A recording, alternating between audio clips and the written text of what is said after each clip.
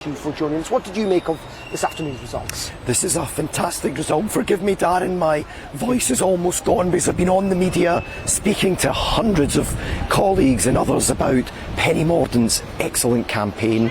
This is a vindication of the fact that Penny stands for trust in the British electorate to restore good governance, and my colleagues on the parliamentary benches are recognising that, and that's why today Penny has received the largest increase of any candidate in terms of these votes. She's doing extremely well, but nothing is taken for granted. The whole focus now is on persuading some more of our colleagues to see that Penny Mordaunt is the candidate that, as I say, will re-establish good governance and accordingly restore trust in the British electorate. We need to do that in order for the Conservative Party to win the next general election. In saying that, many people, I was just talking about it just then, don't know who Penny Mordaunt is. I mean, they don't really know what she kind of stands for.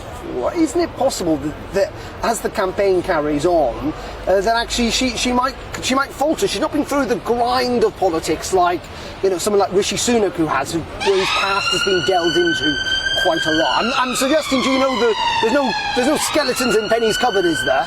Well, of course, Penny has been serving as a British parliamentarian for more than double the amount of time that Rishi, and she was elected in 2010, she's had 12 years under her belt. Rishi's been serving as long as I have in Parliament for 7 years. And what I would say is that Penny has been in 2 cabinet roles. She was, of course, Secretary of State for Defence, a very important position to maintain the United Kingdom and its integrity, and she understands the whole of Great Britain and Northern Ireland. She was also, of course, in another cabinet role for international development. She's held other ministerial positions. But look, this isn't a competition as to who's held more junior ministerial positions or cabinet.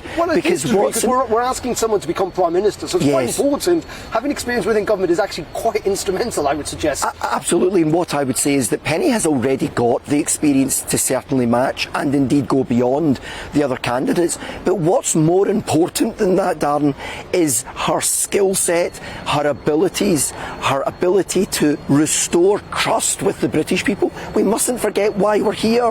We're not here because there was a policy dispute within the Conservative Party.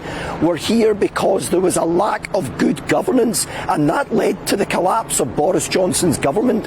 And Penny Mordaunt is seen by Conservative Party members, as poll after poll is showing, that she can quickly regain the trust of the British people, and that's what's key here. Above and beyond any specific policy, everything must be underpinned by trust and faith in the policies and practices of the place behind us, Darren.